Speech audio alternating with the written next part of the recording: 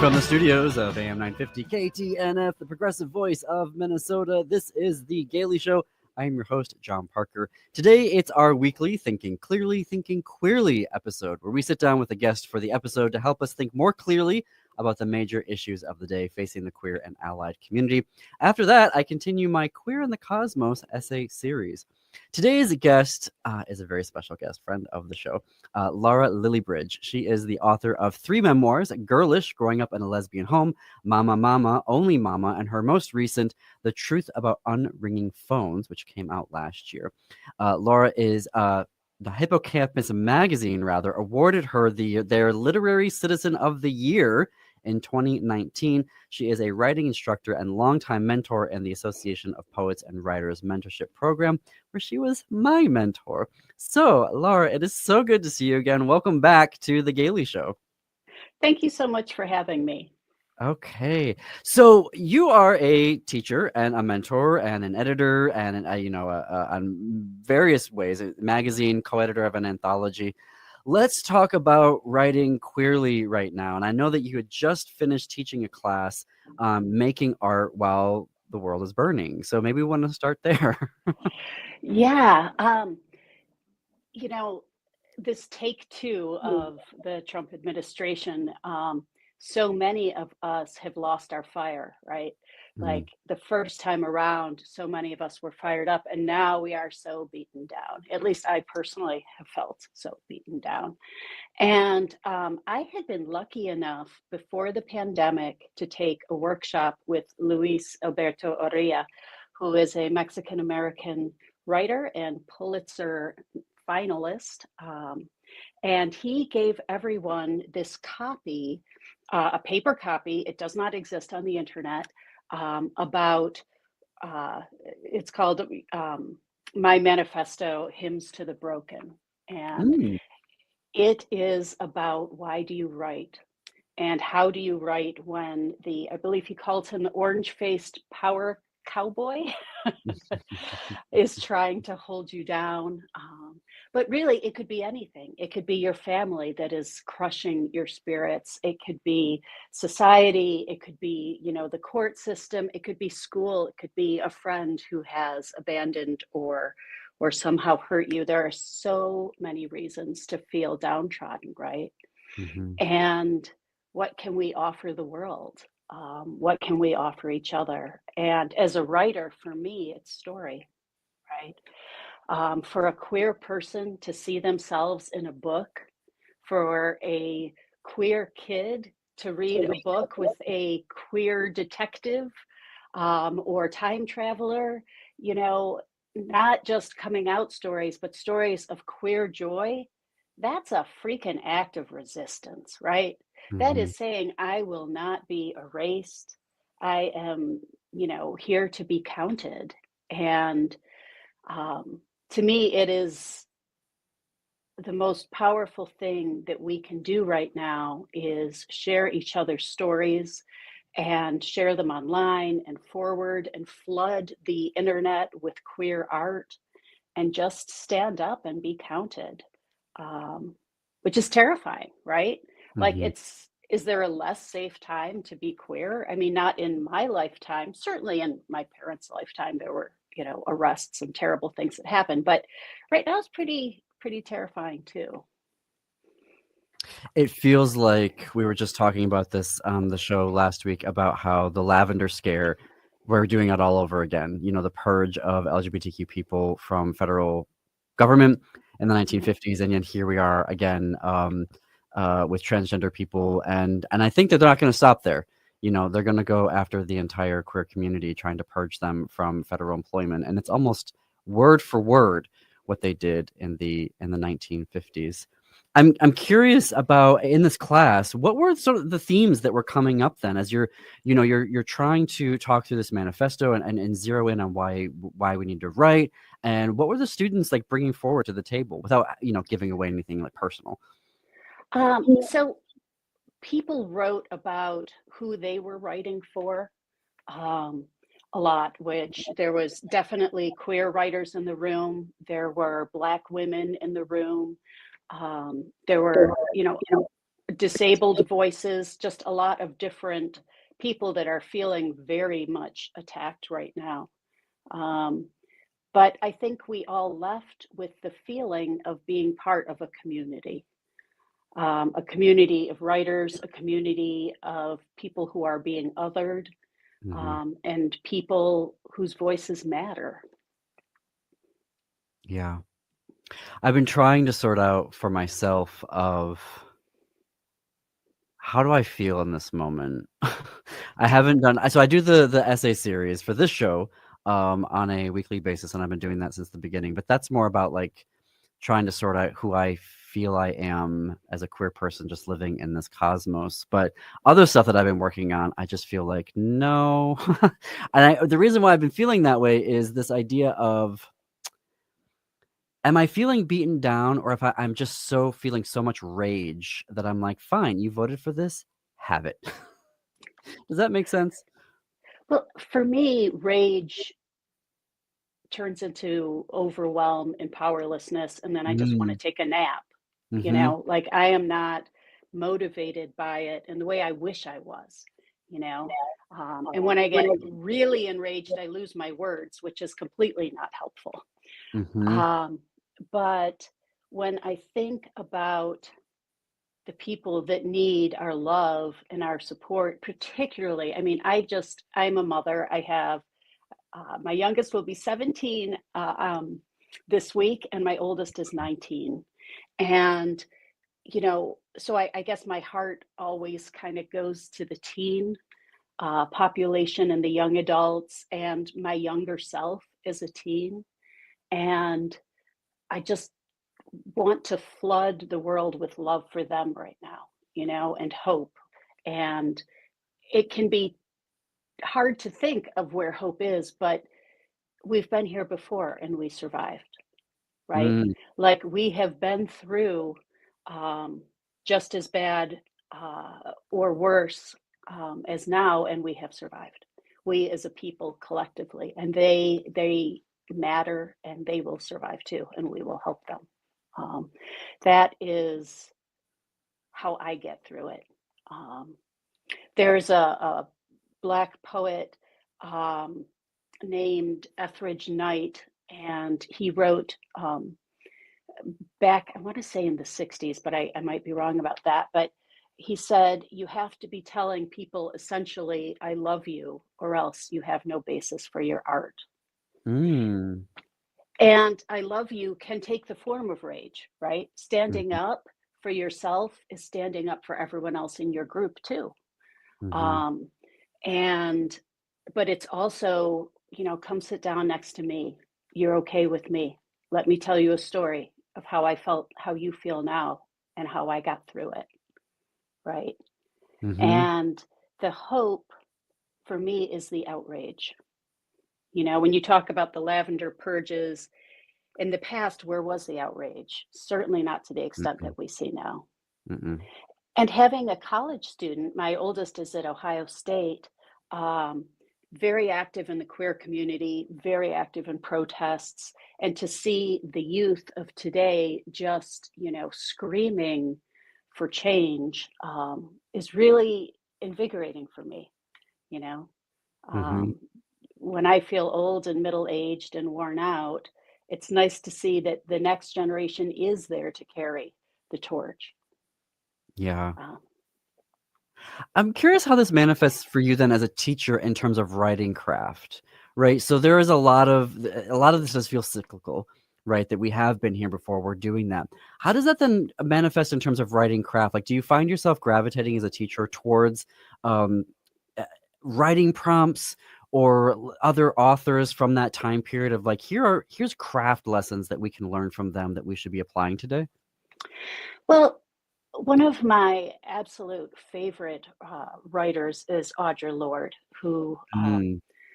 she wrote poems and essays and speeches, and she was a strong lesbian voice and Black voice at a time when neither are welcome.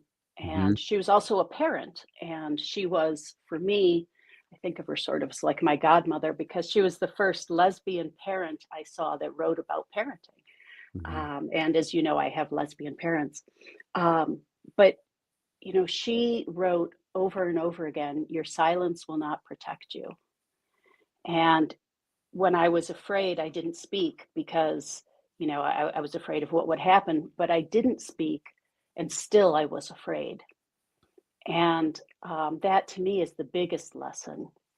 I find with my students, um, I teach, I'm definitely looking for those marginalized voices to Mm-hmm. bring them to audiences and also less known voices, perhaps people that are with smaller publishers or lesser known literary journals, to share words that people might not find on their own, and to elevate those voices. Um, I think that writing wise, everyone's voice is different, right? And everyone's voice is important. And I took a class in dismantling um, it was, I think, creating an anti-racist writing workshop is I think what it was officially called. Um, Mm. but they talked about how forcing students to write in the style of someone else is a very white colonial kind of mentality. And what we should be doing is allowing people to find and strengthen their own voice and write in a way that is true to themselves. And that really struck me as, like, as a teacher, as important. Whereas before it might be, okay, here is this essay, let's all read it. Now write an essay in the style of so and so. Now what I do is I try to offer several different essays from different voices so that someone might connect with one, Mm-hmm. um, and try to really stress the importance of, being inspired by it, but not copying it, finding your own way in. Um, I run a free nonfiction writing group in Cleveland on the second Saturday of the month through Literary Cleveland, and people's responses to these prompts. One writer, You hold that thought. yeah, I have got to fit in a quick short break here. We are going to have more with author, editor, and mentor, writing craft teacher Lara Lillibridge. Stay tuned. More after the break.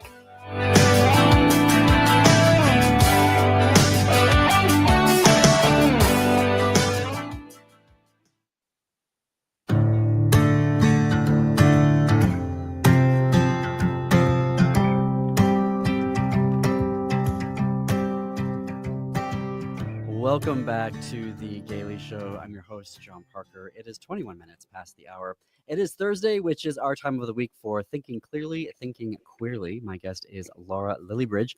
Lara is the author of 3 memoirs and a middle grade fantasy novel, Dragon Brothers. Lara co-edited an anthology with Andrea Fischetti entitled Feminine Rising, Voices of Power and Invisibility, which was a Silver Indies Book of the Year winner. Lara, before the break, you were talking about a workshop that you run with Literary Cleveland. We want to pick it up there and the work that you do in teaching authors. yes. So, we will have a prompt that I will give to the group. When the group can range from 15 people to 30 people, depending on the month. And some people will respond with really like a call to action, um, and a strong, angry piece. Other Mhm. people will write something very interior and more trauma based. And then, there's always someone that will write sort of a humorous story, a true story, about their life, but told with a sort of wry sarcasm that makes us laugh. And all of those are correct, right? Like all of your responses in art are the correct response. And so to kind of open up the way that material is presented to a group so that everyone feels welcome to respond in whatever way works. And I also always say, if you don't like it, if you don't like my prompt, write anything you want, as long as you're writing, you're doing the right thing. Mm-hmm. um, because art is how we respond to the world. It's how we respond to our history, to our present, and to our hopes and dreams, our futures. And no one can tell you the right way to do that. Mm.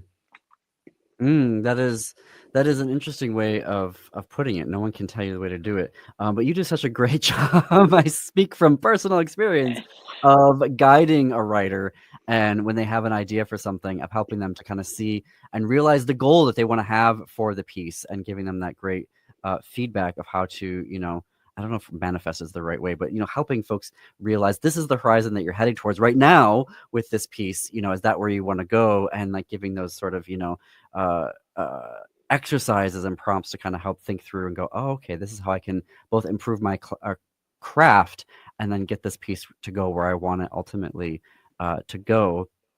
Do you find, because you teach creative nonfiction, do you find that there are, because this is something I learned as I was starting to get into essay writing, there's all these different ways, shapes that you can write. You can, the hermit essay or the fragmented essay where you do like lots of little different vignettes of moments in time, or the braided essay where you're sort of telling 2 or 3 stories and weaving them together at once to get to your conclusion. Do you find that folks are gravitating to specific forms right now as we're sort of entering into this new fascist terrain?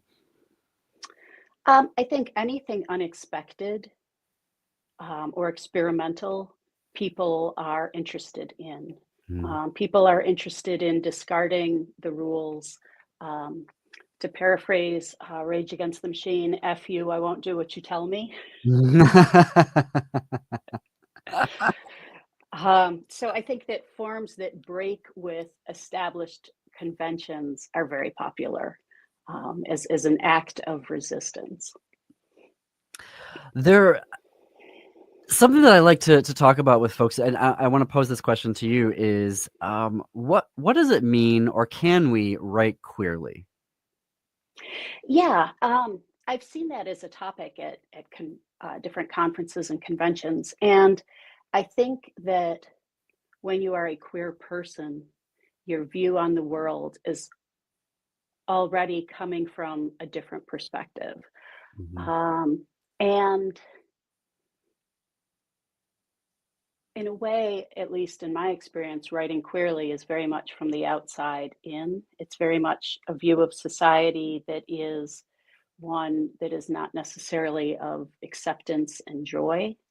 But I think also it is a place of acceptance and experimentation and people willing to um, go against what they've always been told they should or shouldn't do. For example, I'm writing a book. I'm going to have to look up the name on my phone. It is a sex memoir Mhm. by a 82-year-old queer man called The Loves of My Life by Edmund White. And it just came out, I think, this year. And like, who said that a queer person, an 82-year-old person, could write a sex memoir that people would want to read? But, this is history, and there are not that many elders in the queer community, particularly gay men. So many people were killed in the AIDS epidemic, which is, not over, but certainly has tapered off. That his voice is important, and his stories of his escapades are history, as well as being fun. But he didn't wait for someone to give him permission, right? Mhm. I think when you're a queer person, you just kind of have to get to the point where you have to accept yourself and decide this is who I am, and I can't change it, and I have no other way to be in the world. And as an artist, as a writer, to see this gentleman say, I am 82 years old and I have had a lot of sex, let me tell you about it. Like, what is more like liberating than that, right? Like, what is more in your face? I am not going to sit down and be quiet and be good. And what is more like self-actualized? Because the whole thing about elder discrimination and queer discrimination, and so many things. Mhm. Um, but that is, I think, a very queer lens to be willing to go to a level of explicitity, is that a word?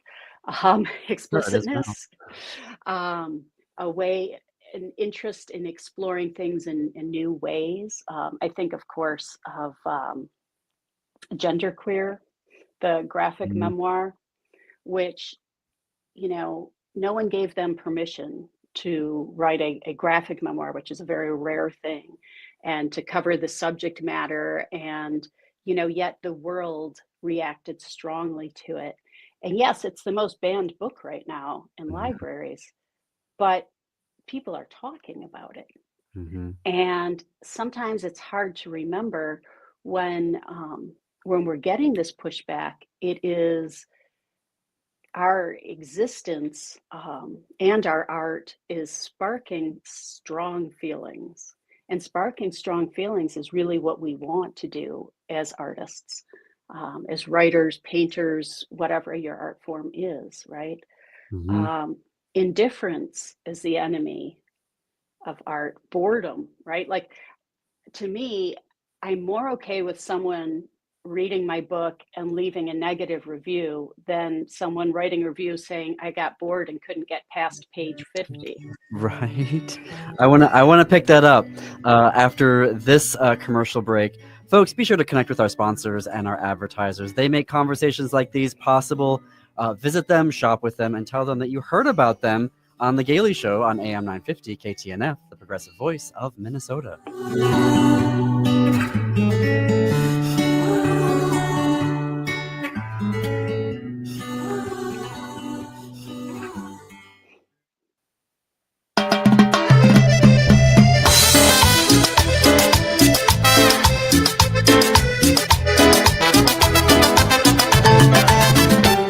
Broadcasting from the studios of AM 950 KTNF, the progressive voice of Minnesota. This is The Gailey Show. I am your host, John Parker. Hello to those streaming us on our YouTube channel right now, youtube.com/@The Gailey Show. With me today is Lara Lillibridge. She is the author of 3 memoirs, Girlish, Growing Up in a Lesbian Home, Mama, Mama, Only Mama, and The Truth About Unringing Phones, which just came out last year. Lara is the Hippocampus Magazine, awarded her their Literary Citizen of the Year award for 2019. She is a writing instructor and longtime mentor in the Association of Poets and Writers Mentorship Program. I can attest to the brilliance of her, as she was my mentor a few years back. Laura, we were talking about reactions to books because I think a lot of queer authors, either as they're getting started as emerging writers or as they're starting a new project, really think about how is this book going to be received? What do I want to provoke in people? And so you were talking about how the reactions that you hope for as a writer. Yeah, it's easy for fear to get the best of us, Mm-hmm. right? Mm-hmm. Um, and, you know, I find that myself, this is a bit of a tangent, but I'm going with it. Um, when I am feeling oppressed and when I'm feeling angry, that makes me more loud and more in your face from, of course, the safety of my own living room. I'm not very brave in person, hate to say. Um, but, you know, I was saying that when someone has a negative reaction to your book, they have still read it, they are still talking about it, you have still caused them to look at something in themselves. And oftentimes people feel outrage over something because it hits a nerve, right? It Mm-hmm. triggers something in them. In high school, I wanted to be nice. And I wanted everyone to just think that I was nice and they couldn't remember much about me. They just knew I was nice. Well, that's the last possible thing that I want as a writer, right? I don't want to be nice. I want people to know clearly who I am and what I stand for. Um, I have a book coming out this November with Guts Publishing called Hysterical Harlot, an alphabetized book on gender and shame, and it is all about being genderqueer, about not fitting into the mold of being female, and sex stereotypes and gender stereotypes, and shame that I've carried all my life about sex. And I was really afraid to publish it last year, but now this year I feel like it is essential to take that mantle for those that can't speak, because it is not safe for everyone to speak. Mhm.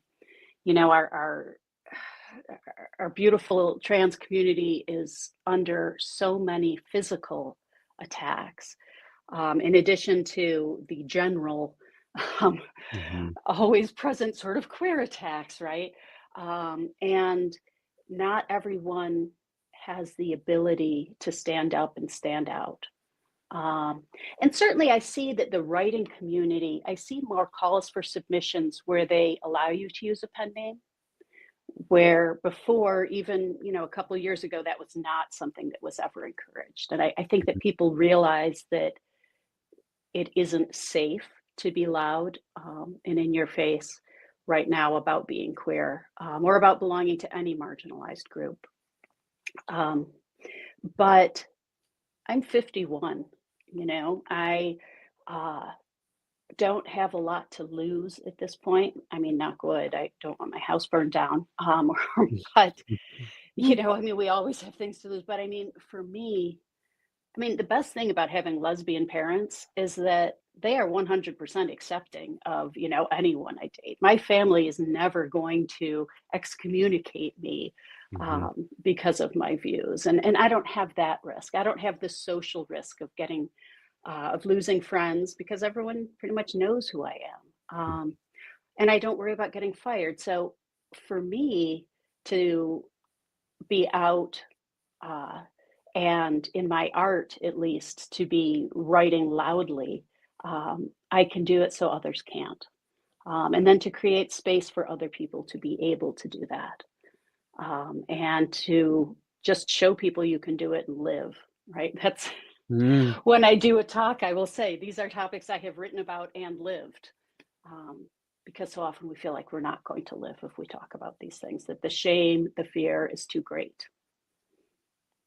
Can you talk about that for queer writers who are listening to this right now and they're considering a project that they want to do, but they kind of get into this, will a publisher like this or not? Will an agent, like, how do I get it through the gatekeeping?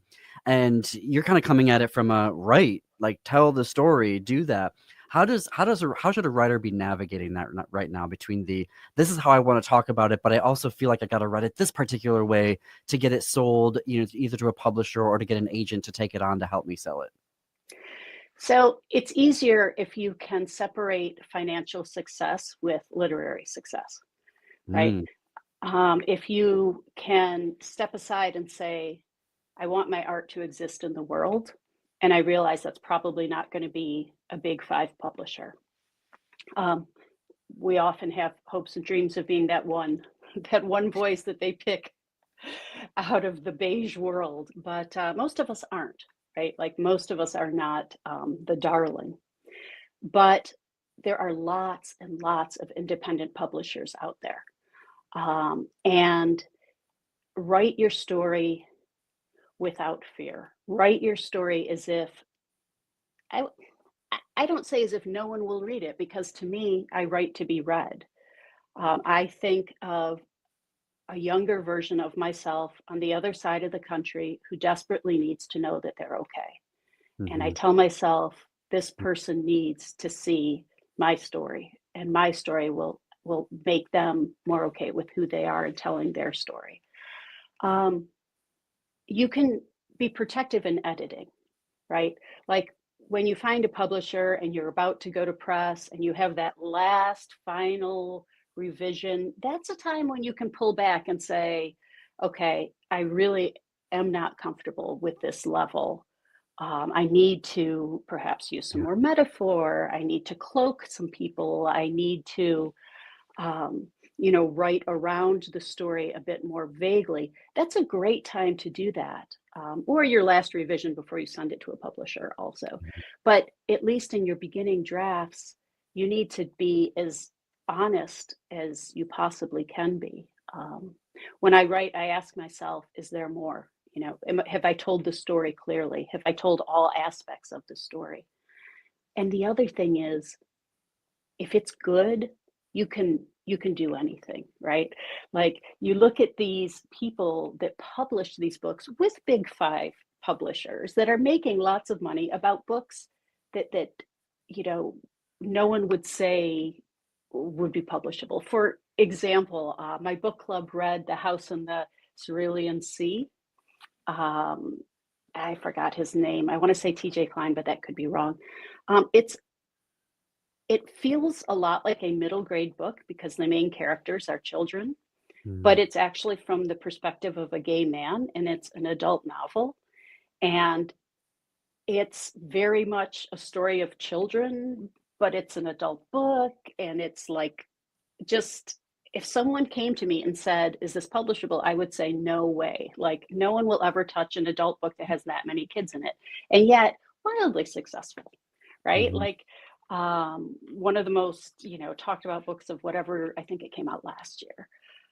So if you do something well, you certainly can uh, go to any level of success. Um, but there's Substack, there's Medium, there's social media. There are places where even if the world is saying no, you can still put your voice out there. You can still go viral. You can still reach the people that need to read you. You can self-publish. I self-published my middle grade novel because no one wanted a middle grade novel with a genderqueer character that wasn't a coming out story.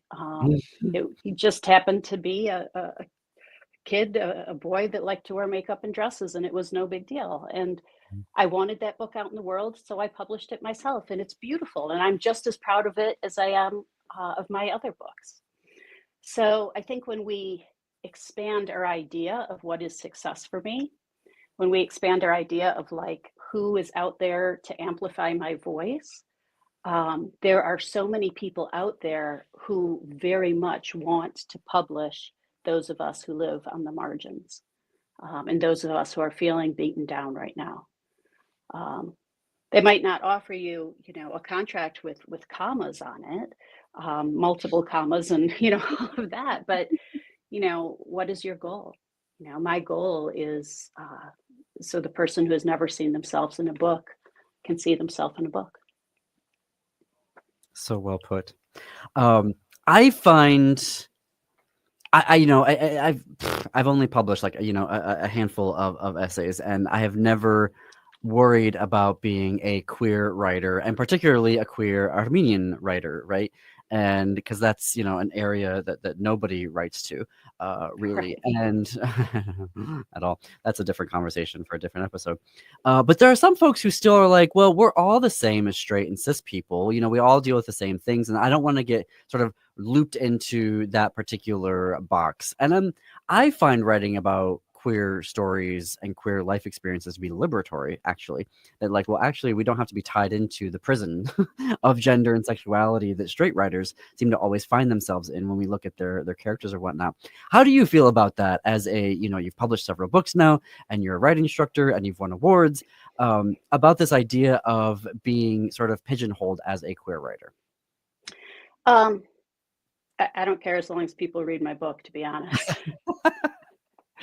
um, Oh, and I am someone who has been told by members of the queer community that my books weren't queer enough, oh, geez. that they wanted to see more. Mm-hmm. Um, for example, with Girlish, my first book, they said, well, there wasn't much about, lesbian parents in there. And I'm like, well, is there a lesbian way to eat Cheerios, right? Like, day-to-day life is day-to-day life. And my point in the book was that it wasn't that my mom was a lesbian. That wasn't, the big crisis in my family. It was mental health issues that were the big crisis. Right. Um, I know people who write one, very sort of blind books where you can't tell um, the orientation or the race of the writer. And I know people who it's very much part of their identity, and whatever is true for you is fine. As a queer person, everything I write is a little queer. Mm-hmm. Um, and it doesn't really matter if I intend it to be or not. Um, it's who I am, so it's how I show up in my writing. Um, we all like to think that our books are for everyone, Mm-hmm. right? And that everyone could enjoy them. And I certainly believe it's true, but it's also about finding the right audience. Mm-hmm. And if you are identified as a queer writer, that tells queer readers that they should look for you. And I'm okay with that. Yeah. Um,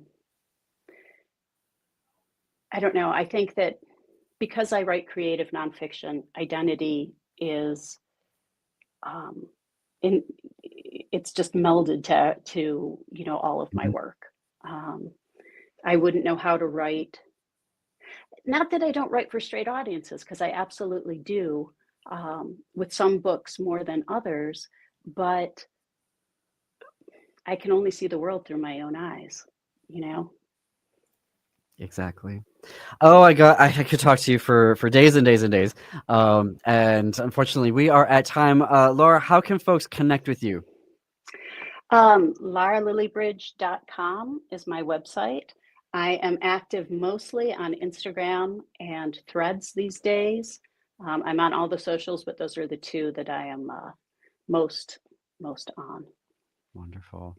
And obviously, I recommend all of your books. We'll be linking to those, all three of them. We'll do as many as we can get on those show notes and on our website because I just really enjoy your writing. And so I recommend it to all of our listeners as well. Laura, thank you for joining us here on The Gailey Show. Thank you so much for having me. It's been a pleasure. We are going to continue one more break, but lots to get to. My Queer in the Cosmos essay series continues just for you after this break.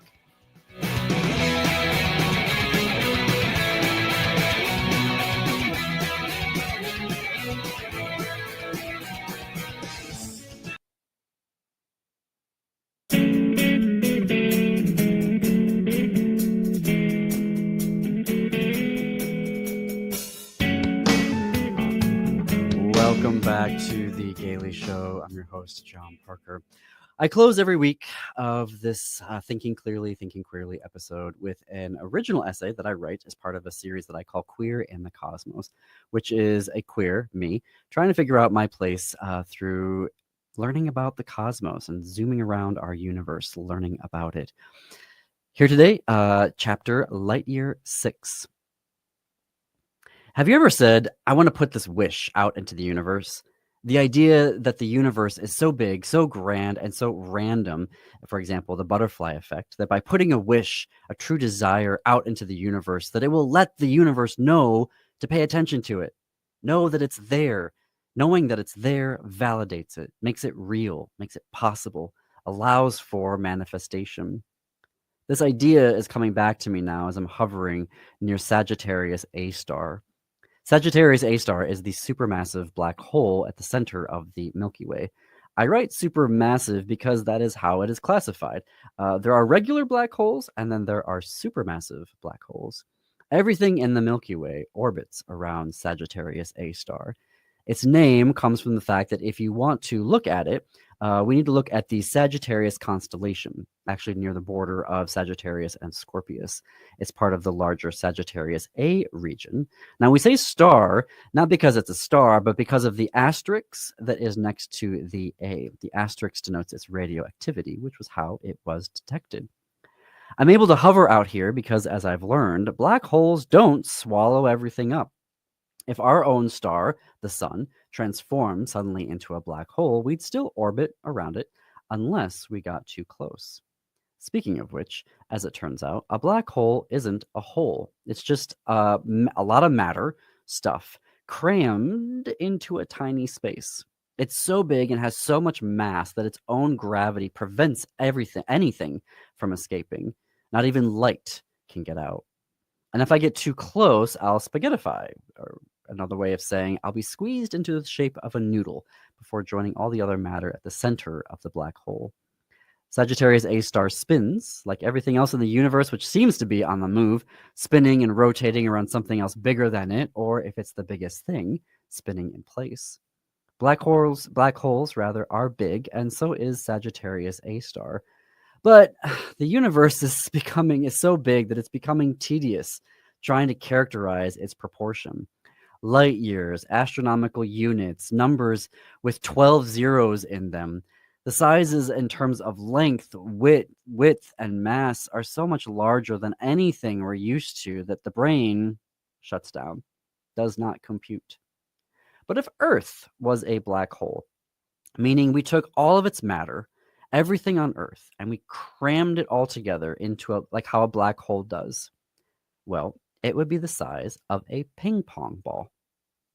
If we did the same to the sun, its diameter would be just shy of 4 miles, and Sagittarius A star's diameter is 14.6 million miles. Sagittarius A star flares up each day. Nice gentle flares and then very bright, blinding flares. Those are from its accretion disk, which is gas. Our black hole is sucking off stars who are too close, and it's shaped as a disk. Our supermassive black hole, however, warps space-time, meaning from directly above or directly below, if we're looking at it face on, it's just the shape of a disk. But from any other angle, the gravity distorts the light, and we see it bend so that Sagittarius A star looks like it has a hump of light around it. General relativity, remember that from last week, the thing I'm still trying to figure out, predicts that the center of Sagittarius A star, or any black hole, is a singularity, a place where matter is crushed together so tightly its density is infinite. Anything falling into the black hole ends up there, the singularity, theoretically. This is one of the most dangerous and dynamic and extreme places in the universe. Much more so than a MAGA rally. Not much more so, emotionally speaking.